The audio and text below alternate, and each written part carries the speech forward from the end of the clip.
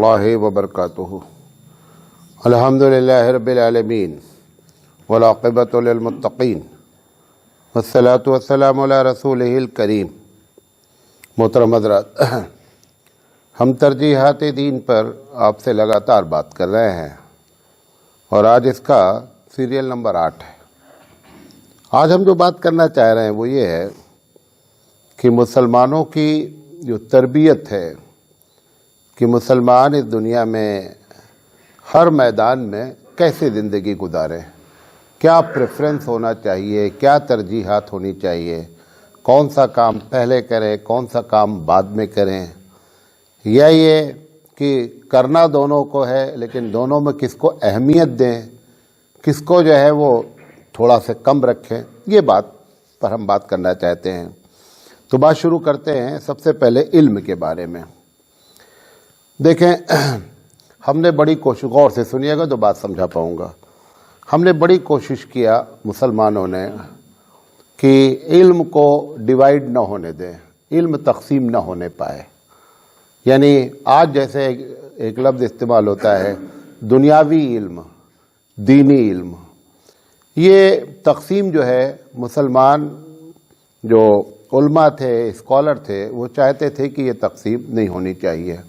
علم علم ہے، اللہ کا دیا ہوا علم ہے، لہذا یہ تقسیم نہیں ہونی چاہیے۔ لیکن ان سب کی کوشش کے باوجود بھی اب یہ عوام میں دونوں علم الگ الگ نام سے کیا ہو گئے، متعارف ہو گئے۔ ایک کو علم دین کہتے ہیں اور ایک کو علم دنیا کہتے ہیں۔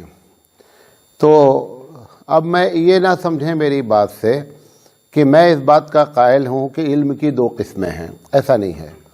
ہم بھی وہی کہہ رہے ہیں جو بڑے لوگ کہتے ہیں، لیکن آپ کو سمجھانے کے لیے اب یہ بات کہنی پڑ رہی ہے کہ عصری علوم اور دینیت۔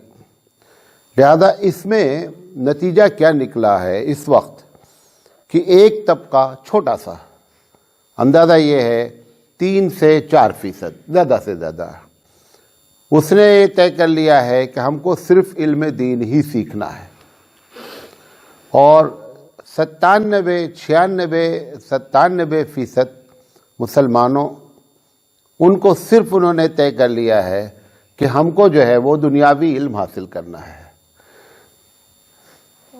یہ پوری مسلمان آبادی کا فیصد نہیں بتا رہا ہوں، جو لوگ پڑھتے ہیں اس کے 3 سے 4% لوگ دینی تعلیم حاصل کرتے ہیں، اور 96 سے 97% لوگ کیا حاصل کرتے ہیں، دنیاوی تعلیم حاصل کرتے ہیں۔ یہ جو تقسیم کی ہم نے کہ ایک ٹوٹل ادھر جائے گا، ایک ٹوٹل ادھر جائے گا، یہ شرعی لحاظ سے اور دنیاوی لحاظ سے یہ صحیح نہیں ہوا۔ ہونا کیا چاہیے تھا اس میں ہونا یہ چاہیے تھا کہ علم دین کو لازم کیا جائے کہ ہر مسلمان سیکھے۔ آپ اس سے یہ معنی نہیں نکالیں کہ ہر مسلمان کا بچہ مدرسے میں داخل ہو جائے، یہ مطلب نہیں ہے۔ ہر مسلمان اتنا ضرور سیکھے جس میں 3 چیزوں کا اس کو علم ہو جائے، چاہے وہ اپنے گاؤں کے مکتب سے سیکھ لے، چاہے اسکول ایسے قائم ہو کہ وہاں پر ایسا نصاب ہو کہ علم دین بھی پڑھایا جا رہا ہو اور اصلی علوم بھی پڑھائے جا رہے ہوں، چاہے وہاں سے سیکھ لے، یا گھر میں ایسا نظم ہو کہ وہ ان باتوں کو سیکھ لے۔ وہ 3 باتیں کیا ہیں؟ سب سے پہلی بات وہ یہ جان لے کہ اللہ تعالیٰ، یہ ہر مسلمان مرد عورت سب پر یہ لازم ہے کہ وہ یہ جانیں۔ آپ کے گاؤں میں 20 لوگ ایسے ہوں گے، بلکہ 50 لوگ ایسے ہوں گے، ابھی بھی نوجوان تو میں نہیں کہہ سکتا ہوں، لیکن جن کی عمر 50 سے اوپر ہے، ایسے کم سے کم 50 لوگ موجود ہیں جو قرآن کریم نہیں پڑھ سکتے، پیدا ہوئے ہیں مسلمان کے گھر میں اور قرآن کریم نہیں پڑھ سکتے۔ وجہ کیا ہوئی؟ یہ بات نہیں سمجھا سکے ہم لوگ، یہ بات کی اہمیت نہیں دی جا سکی کہ علم دین کا حاصل کرنا صرف مدرسے والے جا کر کے نہیں ہے، بلکہ علم دین کا حاصل کرنا ہر شخص پر کیا ہے، واجب تھا۔ یہ گھر والوں نے توجہ نہیں دی، گاؤں والوں نے توجہ نہیں دی، اور نتیجہ یہ نکلا کہ وہ آدمی بوڑھا ہو گیا اور اب اس کو اس بات کا قلق بھی رہتا ہے جب ہماری باتیں سنتا ہے، یعنی ہم جیسوں کی باتیں سنتا ہے کہ ہم نے قرآن کریم نہیں پڑھا جو اللہ کی کتاب تھی۔ تو یہ جو معاملہ ہوا تو وہ 3 چیزوں کا علم کیا ہے؟ ایک یہ جان لینا کہ اللہ نے ہمارے اوپر کیا چیزیں فرض کی ہیں، یہ نمبر 1 بات جاننا، سب کو جاننا ہے۔ اس میں مولانا سے مولانا ہو یا کسان ہو یا لیبر ہو، اس سے کوئی فرق نہیں پڑتا ہے۔ اب اللہ کے رسول صلی اللہ علیہ وسلم نے فرمایا کہ طلب العلم فریضہ، کہ علم کا طلب کرنا فرض ہے۔ علی کل مسلم، ایک روایت میں ہے علی کل مسلمتن، کہ ہر مسلمان مرد، ہر مسلمان عورت پر علم دین کا حاصل کرنا۔ لوگ اس علم سے مراد سارے علم لیتے ہیں، لیکن صحیح بات یہ ہے کہ اس سے مراد علم ہے اور علم دین ہے، کیونکہ ایک آدمی اگر علم دین نہیں حاصل کیا، یعنی فرائض نہیں جانا، حرام نہیں جانا، حقوق نہیں جانا، یہ 3 چیزیں سب کو معلوم ہونا ہے۔ تو یہ کہہ کر کے آپ قیامت میں نہیں بچ پائیں گے کہ اللہ میں نے علم نہیں حاصل کیا۔ علم جب آپ اس دنیا میں پیدا ہوئے تو آپ کو معلوم ہونا چاہیے کہ ہمارے اللہ نے ہم پر کیا فرض کیا ہے، ہمارے اللہ نے کیا چیز ہماری زندگی میں حرام کی ہے، ہمارے اللہ نے کس کا حق ہمارے اوپر رکھا ہے۔ آپ بہت سے لوگوں کو میں جانتا ہوں، میں اپنے خاندان میں بہت سے لوگوں کو جانتا ہوں کہ بہت ہی پڑھے لکھے ہیں، لیکن اگر ان سے پوچھ لیا جائے کہ نماز میں فرض کیا ہے، کلمہ طیب کا معنی کیا ہے، قرآن کریم جو نازل ہوا ہے اس میں کیا باتیں ہیں، بہت تعلیم حاصل کیا دنیا کے بڑی بڑی یونیورسٹیز سے، لیکن اللہ کے نگاہ میں کیا ہیں؟ آپ دنیا والے آپ کو پڑھا لکھا بولیں، لیکن اللہ کے نگاہ میں آپ جاہل ہیں۔ ایک جاہل آدمی بیچارہ جو نہیں پڑھا ہے، جس کو آپ ان پڑھ کہتے ہیں، وہ جانتا ہے کہ نماز فرض ہے، نماز میں اتنی چیزیں فرض ہیں، حرام یہ ہے، وہ حقیقت میں اللہ کے نزدیک عالم ہے، بھلے اس نے کسی مدرسے کو اور کسی یونیورسٹی کا منہ دیکھا ہو یا نہ دیکھا ہو۔ تو پہلی گڑبڑی کیا ہوئی؟ ترجیحات نہیں دے پائے ہم، کہ ہم کو سب سے پہلے سارے مسلمانوں کو اس بات کی طرف راغب کرنا چاہیے کہ ہمارے اوپر علم دین کا طلب کرنا فرض ہے۔ یہ چھوٹا سا کورس ہے، اگر جو باتیں میں نے بتائیں کیا فرض ہیں، کیا حرام ہیں، کیا حقوق ہیں، یہ مکتب میں بھی پڑھایا جا سکتا ہے۔ جو 2 گھنٹہ 3 گھنٹہ آپ دن میں تعلیم بچے حاصل کرتے ہیں، ان کو بھی یہ بات بتائی جا سکتی ہے۔ یہ ضروری نہیں ہے کہ آپ جو ہے وہ باہر جا کر مدرسے میں پڑھیں تبھی یہ چیز حاصل ہوگی۔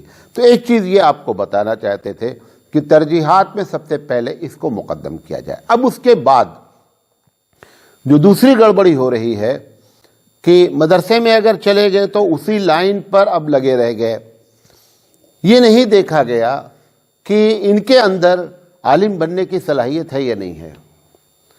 عالم بننے کے لیے کچھ چیزیں صلاحیت مانگتی ہیں، جیسے 12ویں کا بچہ MBBS میں داخلہ لینے کا مستحق ہوتا ہے، لیکن کیا سارے 12ویں کے بچوں کا داخلہ MBBS میں ہو جاتا ہے؟ ایسا نہیں ہوتا ہے۔ وہ کیا کرتے ہیں؟ اس کا امتحان لیتے ہیں۔ 12ویں تم نے پاس کیا ہے، لیکن یہ مطلب نہیں ہے کہ آپ 12ویں پاس کرنے کے بعد آپ انجینئرنگ میں داخلہ لے لیں، آپ MBBS، آپ IAS آفیسر بن جائیں، ایسا نہیں ہوتا ہے۔ اس کا ایک ٹیسٹ ہوتا ہے۔ ایسے ہی یہ اگر شروع میں ہم کو سب کو، سارے بچوں کو، عورت مرد سب کو پڑھے، پہلے علم دین سکھا دیا جائے، پھر یہ دیکھا جائے کہ کس کا رجحان کس طرف ہے، کون عصری علوم کی طرف جانا چاہتا ہے، کون دینی علوم کی طرف حاصل کرنا چاہتا ہے۔ کتنے لوگ ہیں کہ جنہوں نے ضد پکڑ لیا کہ ہم اپنے بچے کو حافظ بنائیں گے، بچے کو 8 سال 10 سال 12 سال لگاتار وہ حفظ میں کوشش کرتے رہے، آخر میں نتیجہ کیا نکلا کہ وہ صفر ہو گئے، نہ حافظ بن پائے اور نہ ادھر کی تعلیم حاصل کر پائے۔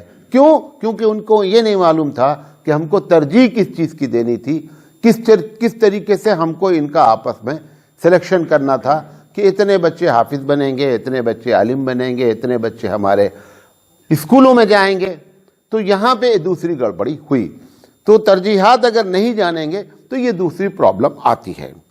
اچھا، اب علم دین میں جو عصری، پہلے تو علم دین ہو گیا، اب عصری علوم ہے۔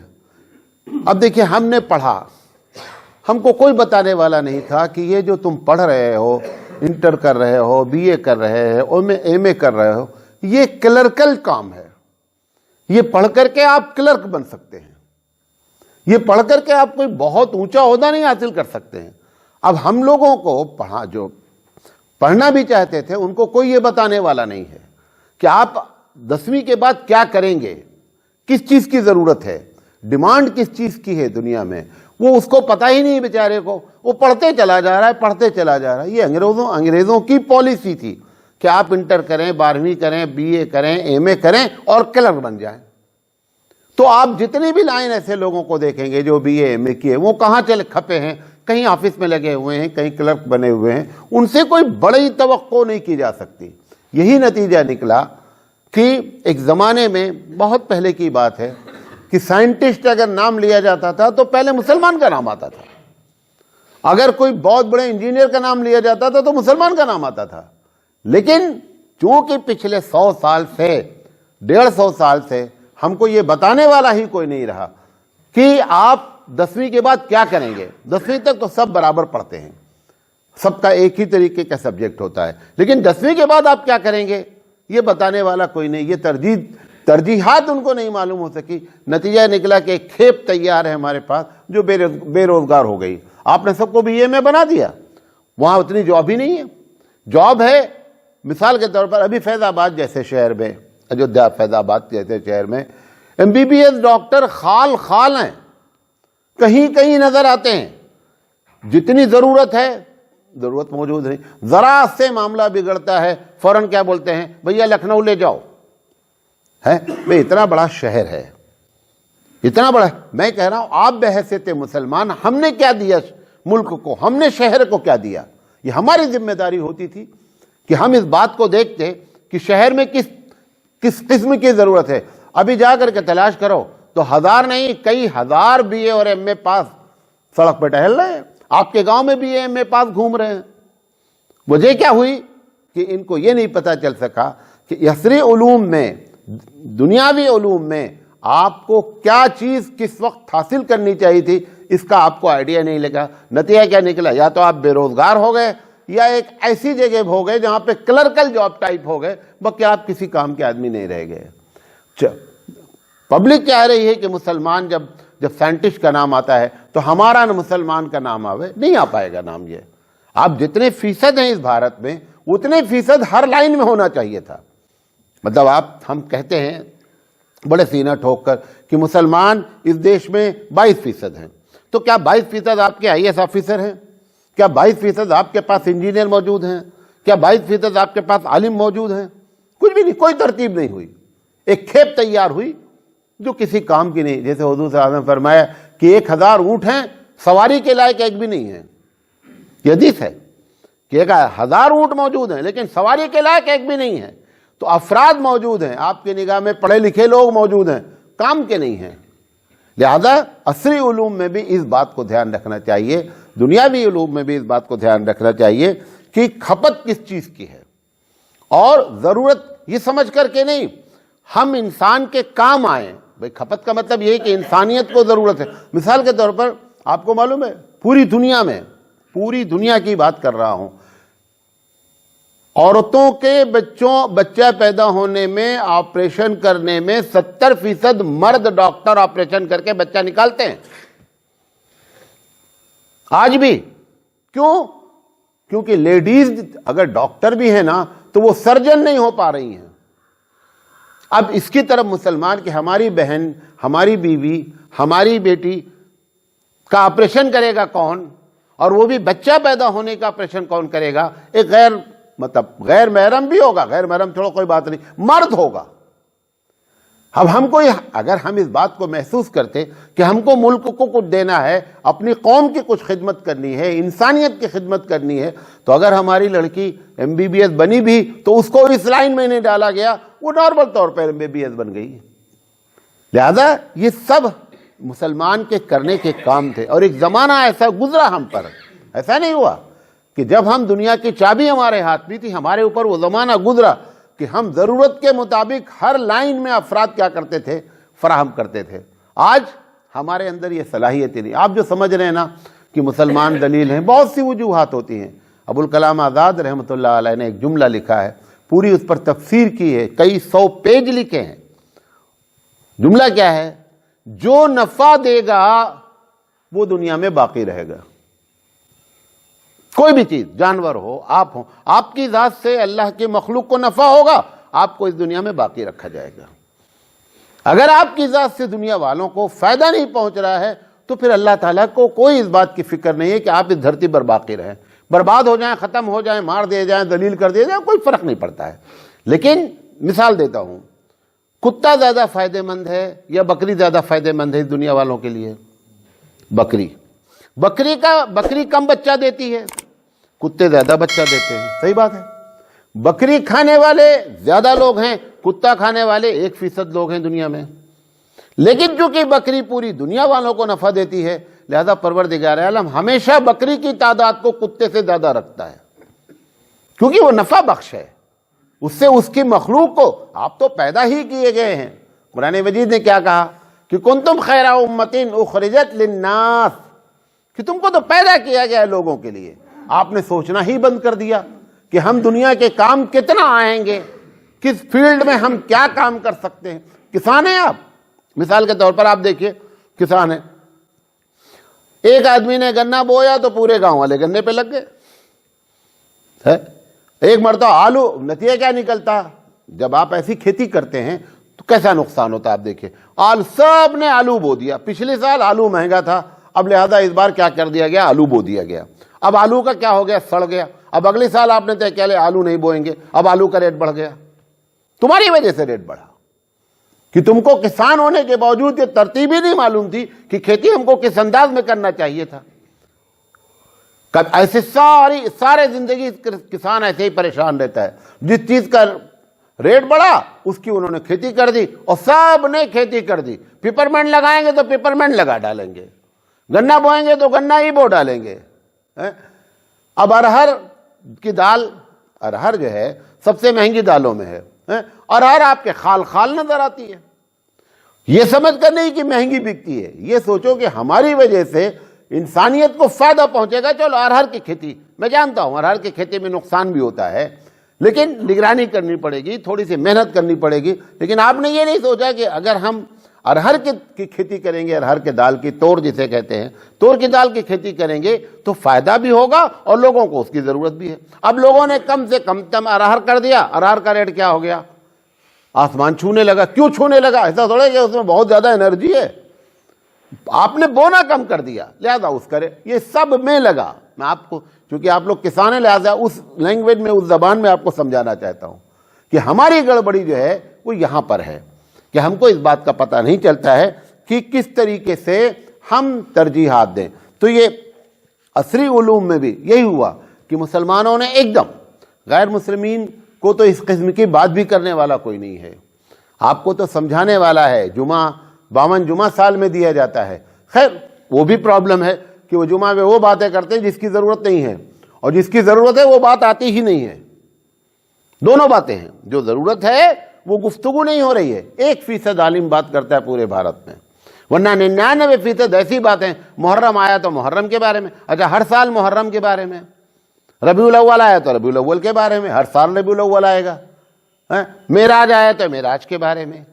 اللہ تعالیٰ نے ایک آیت میں پورے قرآن میں معراج کا ذکر کیا ہے، یہ ان کا ختم ہی نہیں ہو رہا ہے معراج، ہر سال معراج کر رہے ہیں۔ تو یہ کیا ہے؟ ہماری ترتیب بگڑی ہے، ہم کو پتہ نہیں ہے۔ تو عصری علوم میں بھی آدمی کو دیکھیں کہ کتنے ہمارے بھائی، یہ پوری تنظیم ہونی چاہیے، ہر گاؤں میں ایسے لوگ صلاحیت والے ہوں کہ وہ بچوں کو صحیح مشورہ دے سکیں کہ بیٹا تم جو ہے ہائی اسکول کرنے کے بعد BSc کرو، بیٹا تمہارے اندر صلاحیت ہے، تم BCom کرو، تم جو ہے تیاری کرو، کمپٹیشن کی تیاری کرو۔ کچھ بھی نہیں، انہوں نے بتا دیا کہ آپ BA میں داخلہ لے لیجئے، آنے کی ضرورت ہے۔ اس پر خوش ہیں کہ ہم BA ہو جائیں گے بغیر پڑھے ہوئے، اس پر خوشی ہے۔ تو ناکارہ قسم کے لوگ پیدا ہو جائیں گے، پیدا ہو رہے ہیں، پیدا ہیں، موجود ہیں، آپ کے سامنے موجود ہیں۔ کیوں؟ فیس دے دیا انہوں نے، فیس دے دیا انہوں نے، اس بات کی فکر نہیں ہے کہ بچہ ہمارا پڑھے گا کیا۔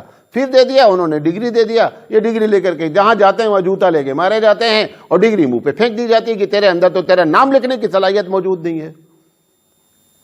لہذا علم میں یہ ترجیحات دینا بہت ضروری ہے کہ کس کو کس لائن میں ڈالا جائے۔ آئی ایس آفیسر بننے کے لائق کون ہے؟ کچھ بچے ایسے ہیں بیچارے تیاری کر رہے ہیں 1 سال 2 سال 3 سال نیٹ کی تیاری کر رہے ہیں، ان کے اندر صلاحیت ہی نہیں ہے کہ نیٹ کے کمپٹیشن کو بیٹ کر سکے۔ ان کو کوئی بتانے والا نہیں ہے کہ اپنی انرجی اگر تم دوسری جگہ لگا دو۔ مثال کے طور پر انگلش پروفیسر کی سخت ضرورت ہے اس وقت، تم نیٹ کرنے کے بجائے ایم اے انگلش سے کر لو بھائی، اس میں تم کو فائدہ ہے۔ میتھ کے ٹیچر کی سخت شارٹیج ہے، نہیں بنیں گے تو انجینئر ہی بنیں گے، پوری زندگی انجینئر بننے کی کوشش کر لیے اور فیل ہو کے کنارے ہو گئے۔ تو اس سے بہتر تھا کہ آپ کو جو سبجیکٹ کی دلچسپی تھی، ضرورت تھی، آپ اس کو کر لیں۔ ہمارے صاحب میں نے ان سے کہا کہ تم ایم اے کر لو، میتھ سے ایم اے کر لو، نہیں مانے۔ 11 سال تک انجینئر کرتے رہے اور انجینئر نہیں ہو پائے اور سمجھا کے مر گئے۔ ایک آدمی کو اگر خود سمجھ نہیں ہے تو کم سے کم کسی چھوٹے سمجھدار کے سامنے چلے جائے یار، اسی کی بات مان لے۔ میں نے کہا بھائی میں سارا خرچہ کروں گا، تم ایم اے میتھ میٹرکس سے کر لو ورنہ تمہاری زندگی برباد جائے گی۔ نہیں مانے، نتیجہ کیا نکلا؟ کوڑی کے ڈاک کے کچھ بھی نہیں حیثیت رہ گئی۔ تو لہذا اس کی ضرورت بھی ہے کہ ایسے لوگ موجود رہیں جو ہمارے مسلمان بچوں کو کیا کریں، صحیح رہنمائی کریں۔ انشاءاللہ زندگی تو اس پر اور آگے بات کریں گے۔ اللہ تعالیٰ سے دعا ہے کہ اللہ تعالیٰ